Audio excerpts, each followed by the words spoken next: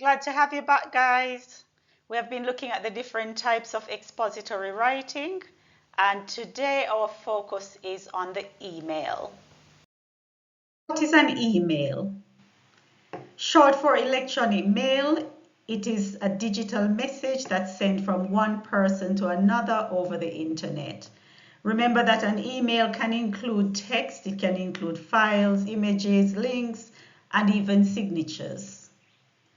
Emails can be used for personal communication, business, schoolwork, job applications, and formal requests. In other words, anything that you would normally use a traditional mail to send, you could send it via an email. The key difference here is that emails are instant. You don't need to go to the post office to buy a stamp and send it off. Here are some things to avoid when sending a formal email. First up, don't use slang. Don't send emails without a subject line. Don't use exclamation marks. Don't send emotional or angry emails. Always stay polite and professional. Don't type in all caps. You don't want your receiver to think that you're shouting at them. And finally, don't forget to proofread your message before sending. We have looked at some things to avoid when sending a formal email. Now let's look at some good etiquette that we need to observe. Always use a clear and relevant subject line. You should start with a greeting like "Dear Mr. Smith" or "Good day, Miss Spence." Be polite and professional at all times. Keep your email brief and to the point. Use standard English and spelling. Avoid texting shortcuts such as the letter U to mean the word YOU. And finally, again, just like your standard letter, end with a polite closing like "sincerely" or "best regards," and this should be followed by your name. Now let's look at how to format your email. One of the most important elements of expository writing is formatting. Each type of writing has its own formatting convention, and using the correct one shows CSEC examiners that you understand the requirements. Now here's a simple format for writing an email. Study it carefully, guys. Commit it to memory so that you can confidently use it in the exam. Now first we have the to-line. This is where you put the email address of the person you're sending the letter to. From, that's your email address. CC, you only need to use it if you're copying the email to somebody else. So, for instance, you're sending the email to your principal, but your principal has asked you to copy it to the vice principal. This is where you would put the vice principal's email address. And CC means carbon copy. Next is your subject, and it's a brief description of what the email is about. It shouldn't be a long sentence. It should be pretty straightforward relating to the email. Then you have your formal greeting, as we said before, just like in the case of a letter. If you know the recipient's name, you'll use a name such as "Dear Mrs. Peters." If you don't know the name, you say "Dear Sir, Madam," or "To whom it may concern." If you know it's a man, obviously it's "Dear Sir," or if it's a lady, "Dear Madam." After that, we have the body of the email, which is usually about 2 to 4 paragraphs, depending on how much information you're given to use. The first part of the body, the first paragraph in the body, is your introduction. This is where you introduce yourself and you state the purpose of the email. If, for instance, it's a job application, you may want to say something like, my name is Rio Mate. I am applying for the position of night watchman at Shoppers Fair Junction, or related to whatever situation you're given. Obviously, if you're sending an email to your English teacher, you don't need to say your name necessarily, because you're familiar with that person. The rest of the body is where you put the details, and you're given lots of details in your exam instructions, what you need to write in your email. Your CSEC is looking at how well you can select relevant information.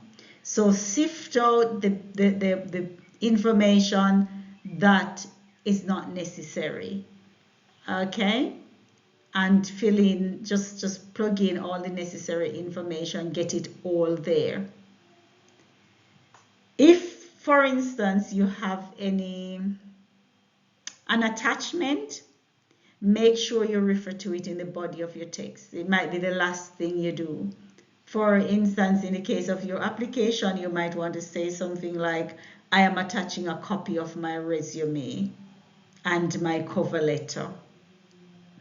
Then, just again like your letter, you close with a polite closing, your respectfully, or another variation of your choice. And then you end with your name and, where applicable, your title. The June 2022 expository question was in the form of an email. Using the format and other relevant information we have just reviewed, we will go through the process of answering it step by step. It says, study the situation presented below, then complete the task that follows. So what is the situation? The date for your English A SBA project is 5th May 2022. However, on the 3rd May 2022, a fire broke out at your home and destroyed everything, making it impossible for you to meet the given deadline. You have been staying with relatives and need additional time to complete the assignment. Write an email to your teacher, your English teacher, Mr. Jeremy Coffey, in which you inform him of the incident and request an extension of the submission date to 31st May 2022. Make sure you include all the relevant details in the email to the teacher. And what will you be assessed on? You will be assessed on how well you format the email, how well you select relevant and complete information, how well you organize and express the information, and on your use of grammar, sentence structure, vocabulary, spelling, and punctuation.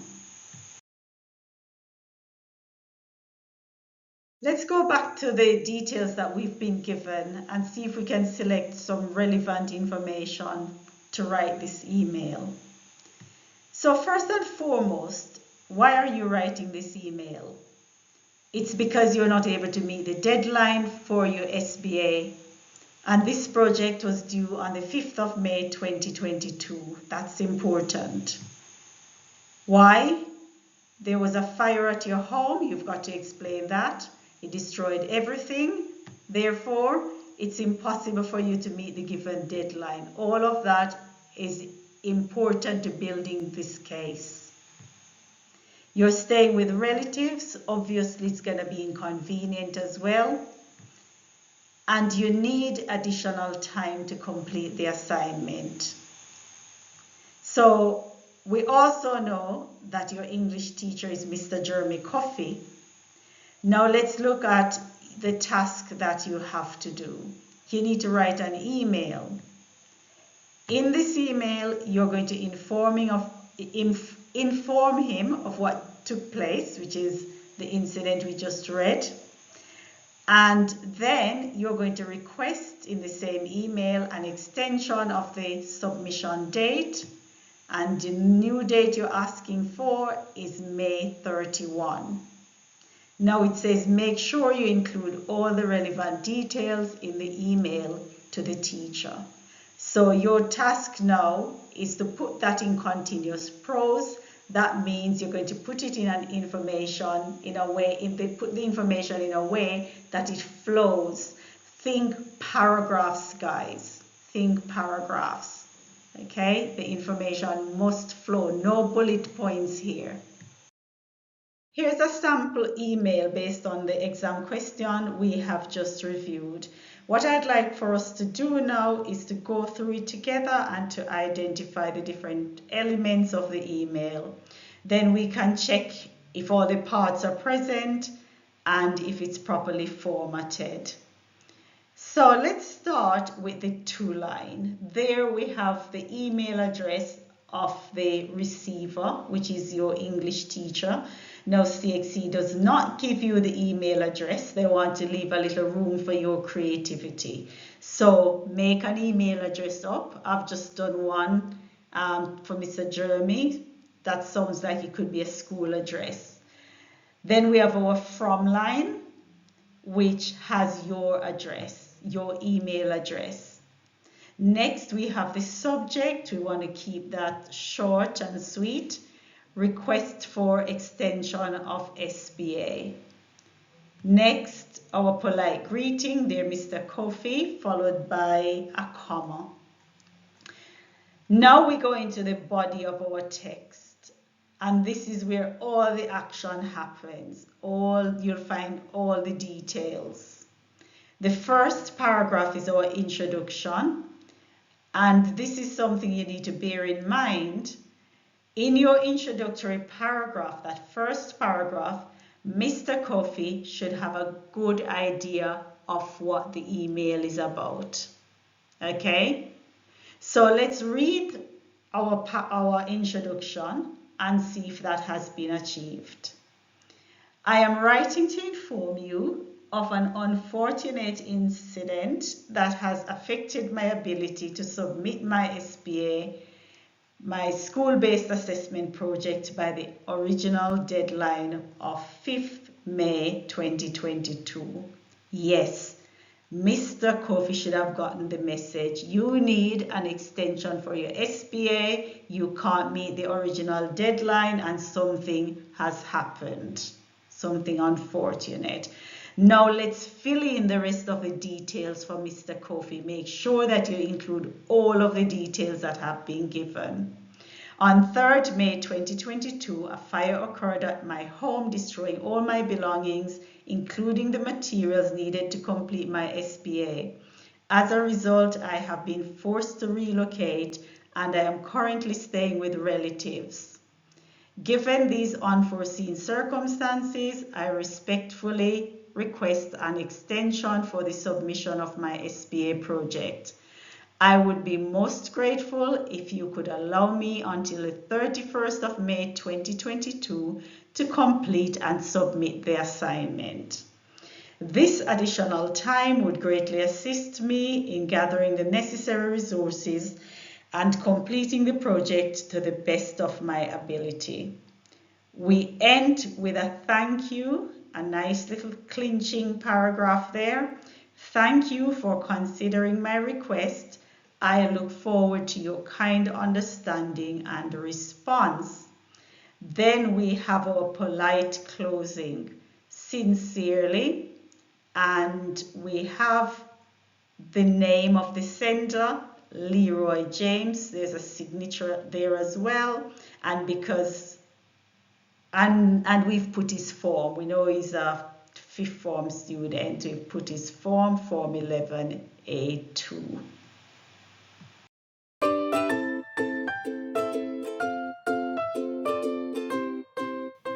If you found this video helpful, please remember to like, share, and subscribe so that you'll be notified of future videos.